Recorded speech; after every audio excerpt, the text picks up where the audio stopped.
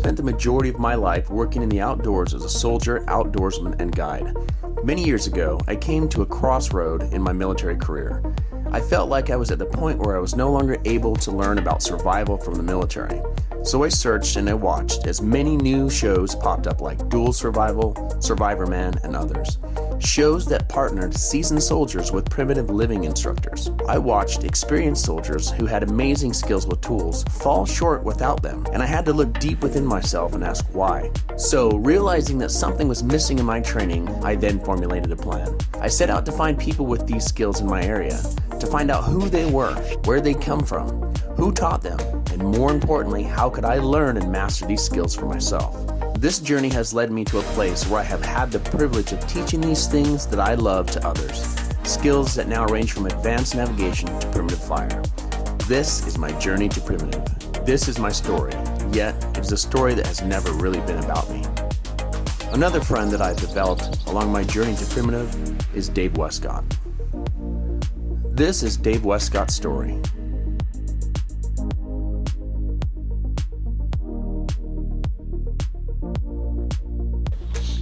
Okay, I'm Dave Wescott. I've been teaching primitive skills since about 1970s when I started with Larry Olsen, and have just made a living out of it since I started doing it. So it's been my bread and butter for a long, long time.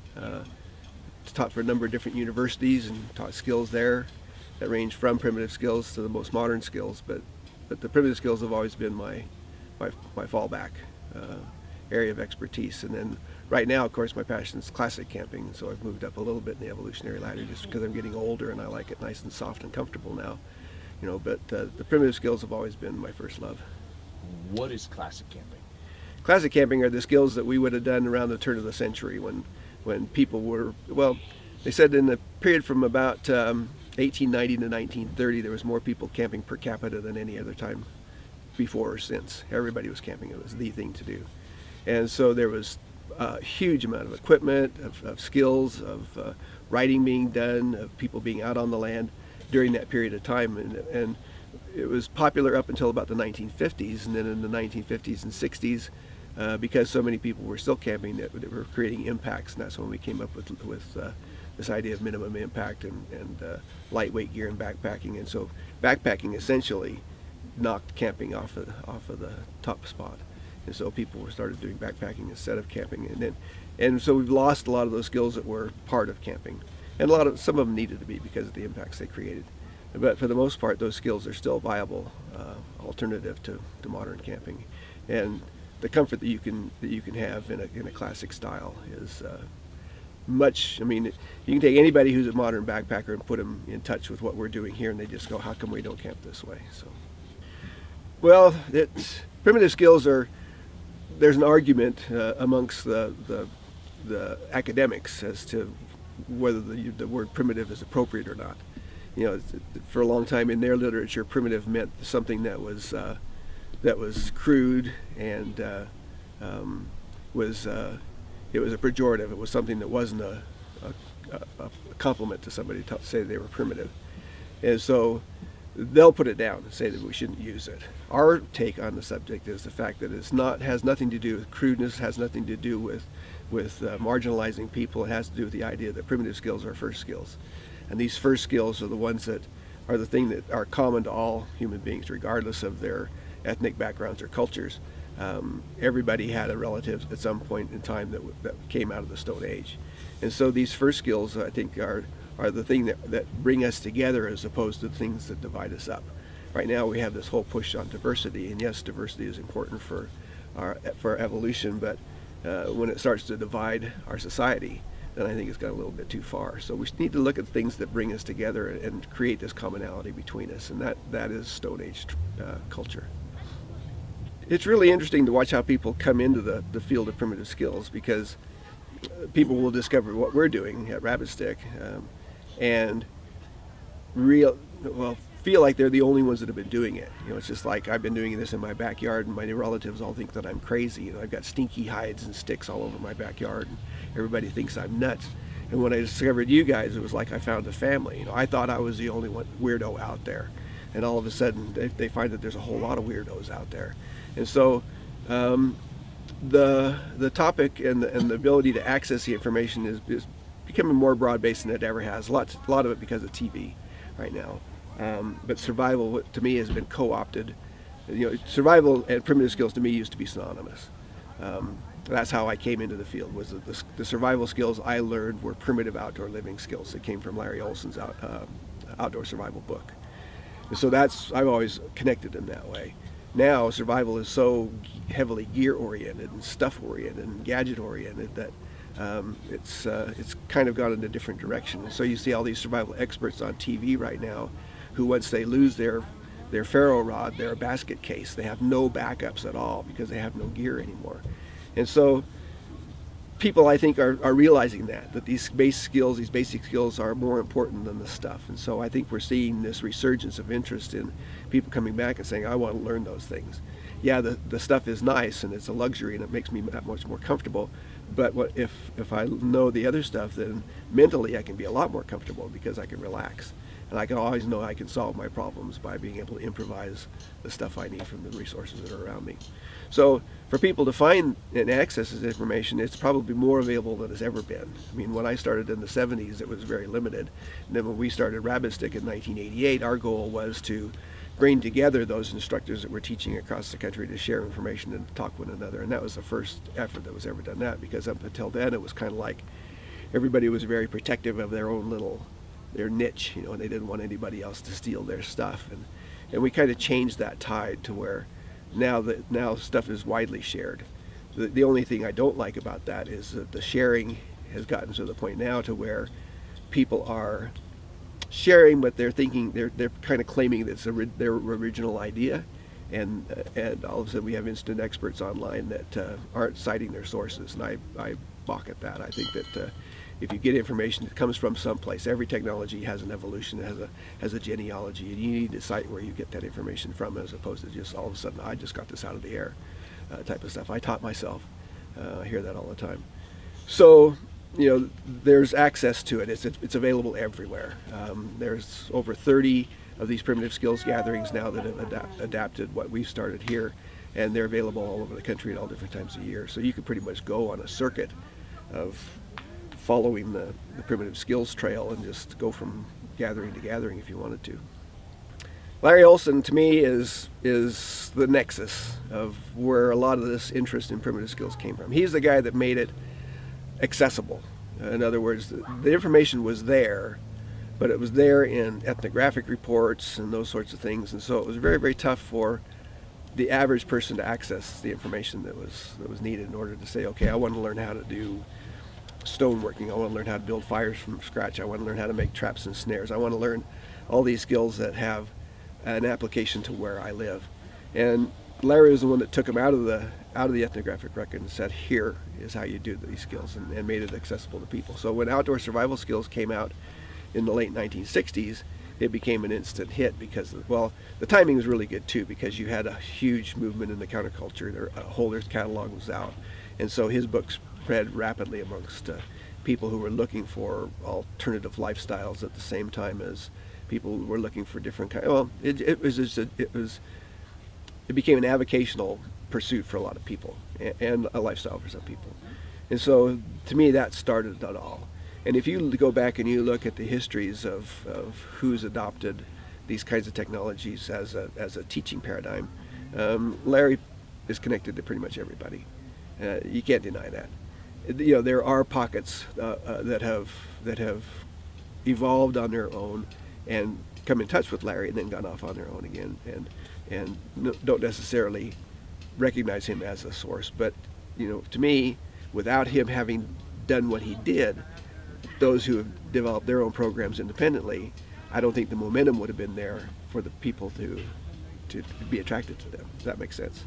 So I think he influenced a whole lot of what was going on.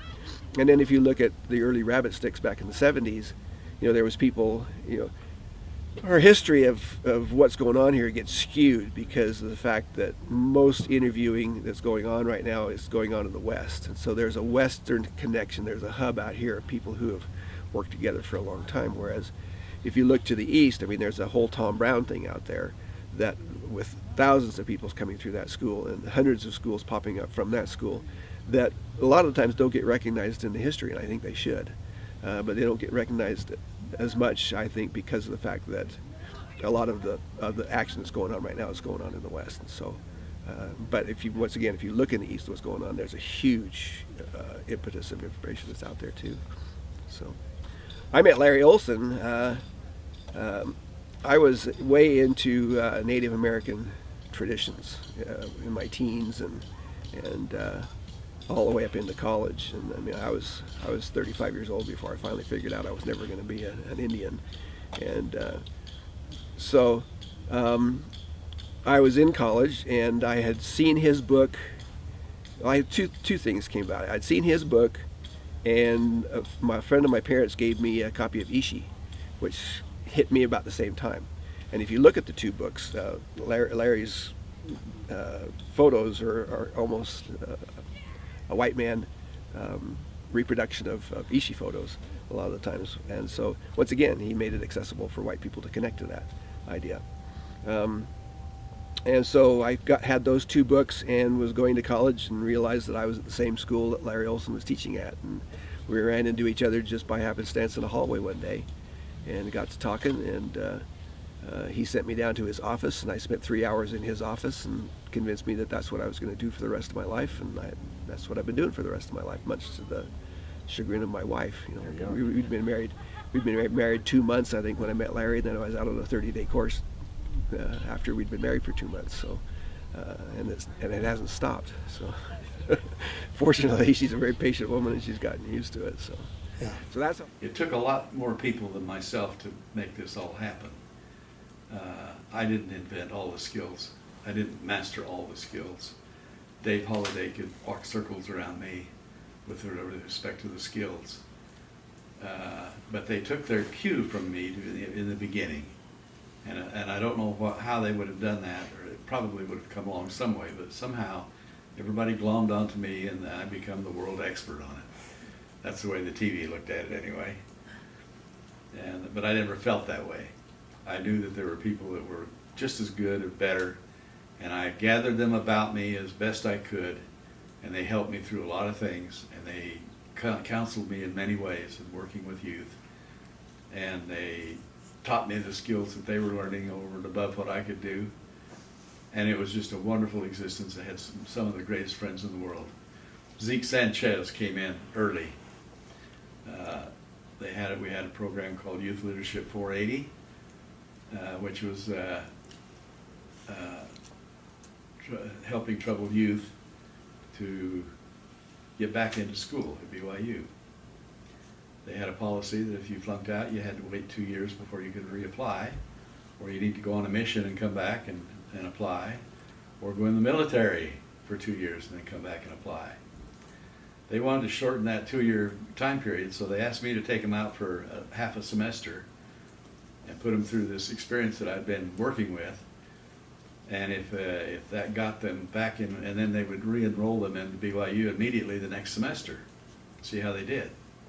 That was widely accepted and very successful, and would be to this day, except I don't think they're doing it there now since I left. Then as other people came through the program, and I'd find one or two in almost every group that I could hire, and then train them, and they could do just as good as anyone else. There's a list of several hundred, which I couldn't even begin to quote here. Some of the notables that have gone ahead and done things is Dave Wescott, for one, who took over the rabbit stick rendezvous from me after I didn't have time to run it anymore. And he's turned it into an international annual event that is very successful. They had over 600 and some students there this past year. And then he started the winter count, so that we'd have an additional one for the winter time. It's been wildly successful.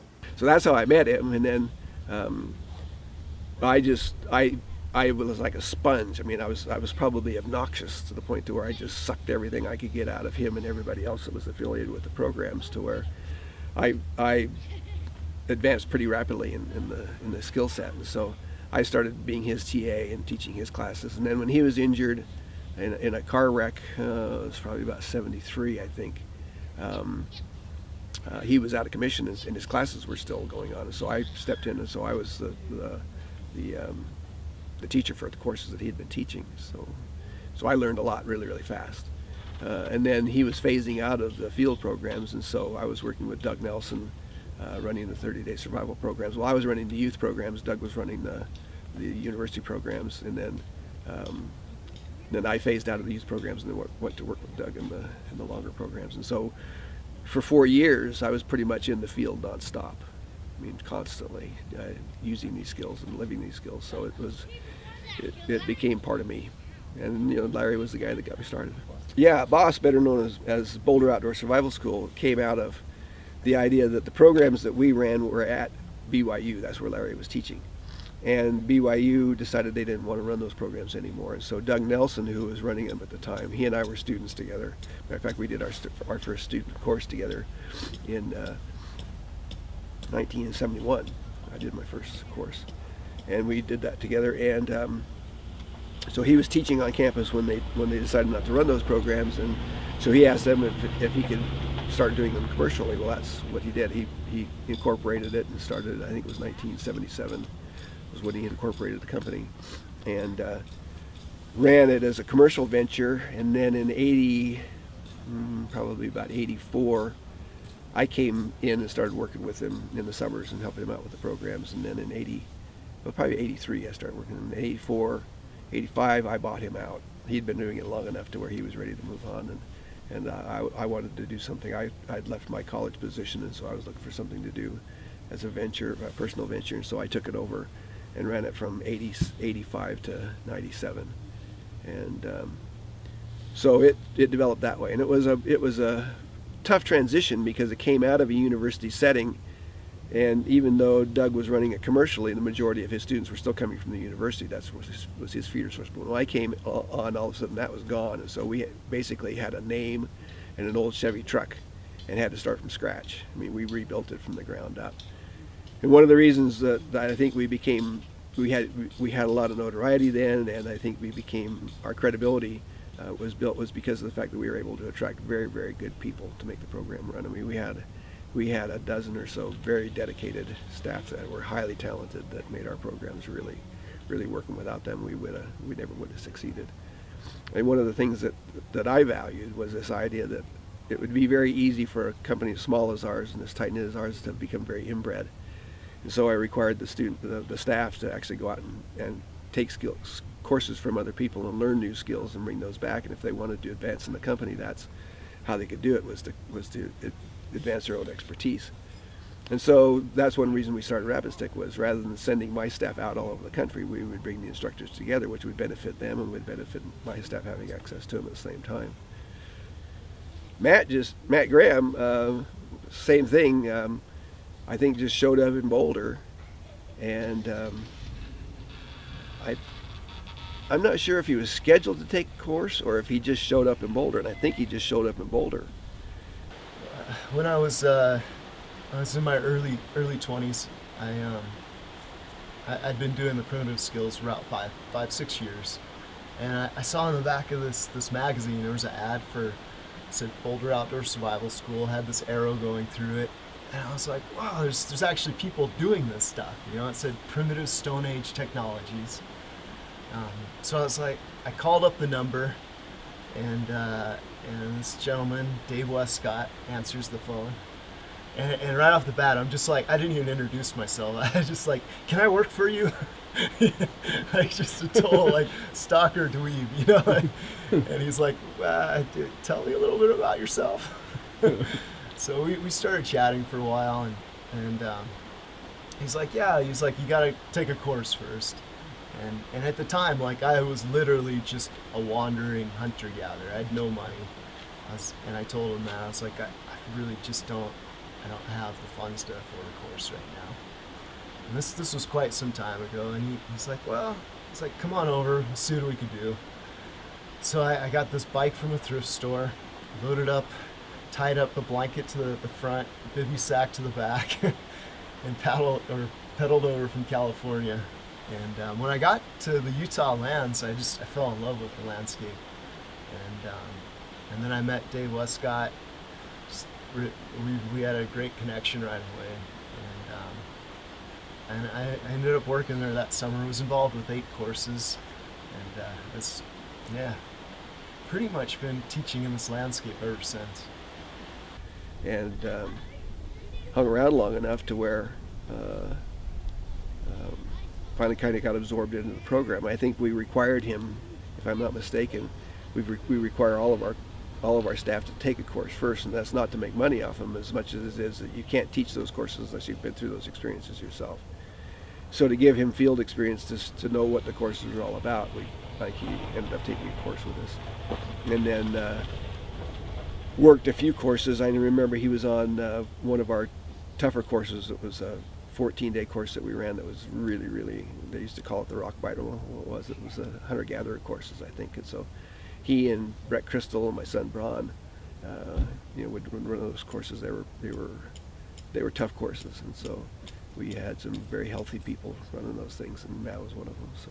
And I saw a truck go by, and I recognized the truck because it was Boulder Outdoor Survival School's old Chevy, and Dave Wescott was driving it, and he said hi, and he said he heard that I could do a hand drill fire,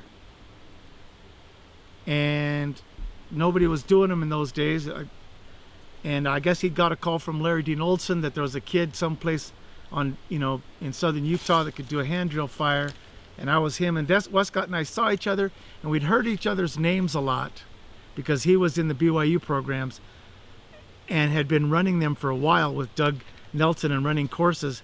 Right about the same time I came in, he was moving on. David and I have been moving in parallel paths for a long time. David Holliday and I have been married. There's a Freudian slip. Oh, good, okay. Yeah. David Holliday and I have been moving in parallel paths for years. We had been moving in parallel paths for years. And so when I left the survival programs, I went to work for Outward Bound for a couple of years. And he came into the programs after I had left. And so I kept hearing, do you know David Holliday? Well, it's like this, everybody says, do you know David Holliday? Well, yeah, of course, that's everybody's claim to fame is knowing David Holliday. So everybody's favorite primitive skills person. So so I had heard about him, and everybody says you need to meet him. You guys are the same, and yada yada yada. And so it wasn't until I came back and took over Boss about 1980. Well, I took it over in '85, and so I think I met him in the summer of '80s, probably '87. I think was when we finally ran into each other, and it was just instant connection. There was no doubt about it. And so he was teaching at Tucson Public Schools and coming up to live on his property in Boulder during the summers with his son, and so that's why we had never met, was because his travels back and forth and my travels to Boulder, that just didn't ever jive until that particular time. And so we finally met, and it was like we had this long conversation about who really knew what to do, who walked the walk and who talked the talk, and who, the difference between the two. And so we were having this big long conversation about who could do skills and just could talk about them and not do them. And so then we got into this discussion about hand drills, and Dave said, I could do a hand drill. And I said, really? And he said, yeah. So he started doing a hand drill, and well, it's like doing it on TV. If somebody's filming you, it's never going to work.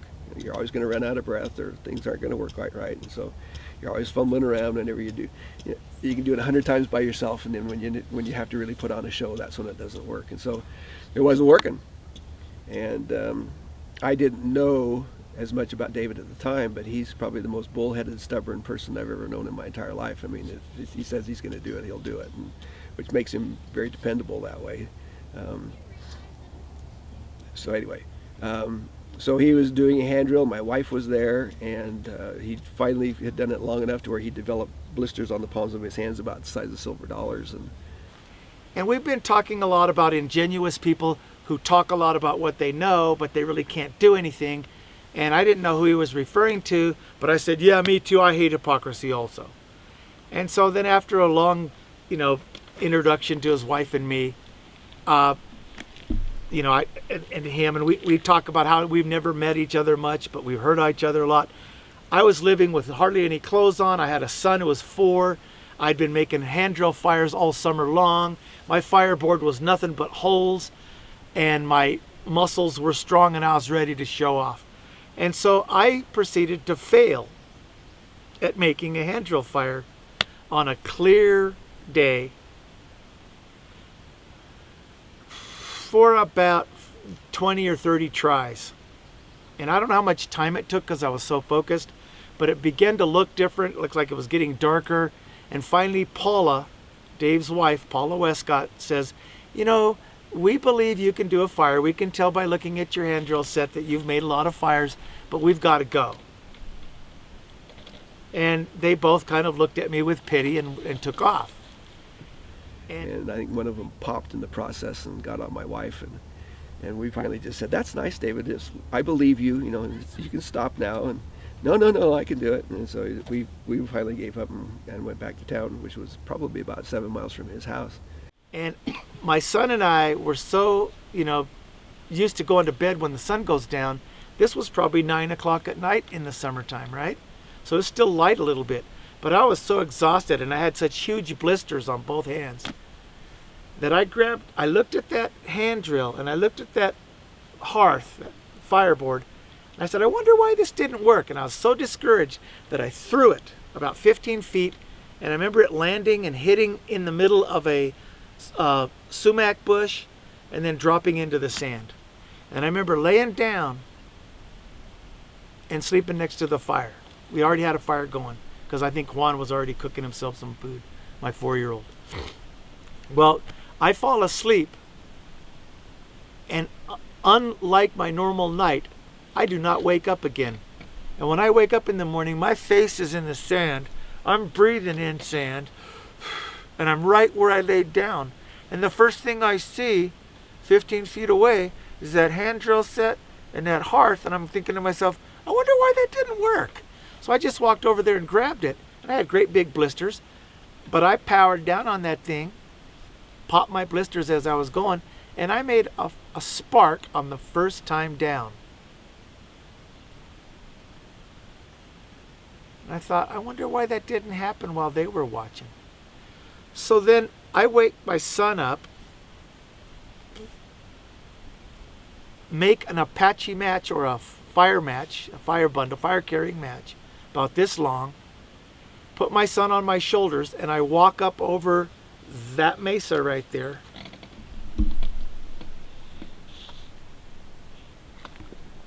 And I get up on the flats and I walk across another taller mesa.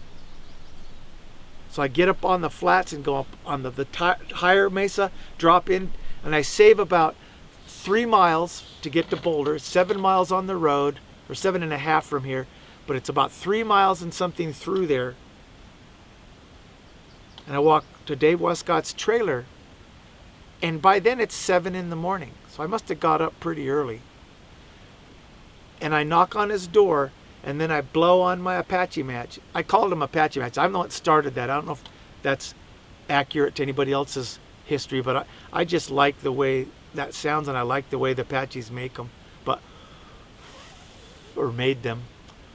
And I blow on that thing, and it comes on to flame right there on his porch at the Boss trailer when it used to be by the museum in Boulder, Utah. And he's in his boxer shorts. He looks at the flame, and he goes, oh, I'll be right there.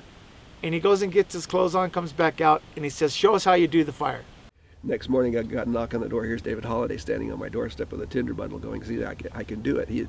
We had done it after we left and walked to town the next morning to show me that he could actually do a hand drill fire, which in today's parlance is no big deal because hand drill fires are pervasive. Everybody's doing them. You know, it's like no big thing. Well, in 1988, when we did our first rabbit stick, the only person doing hand drills in the country that I knew of was Jim Riggs.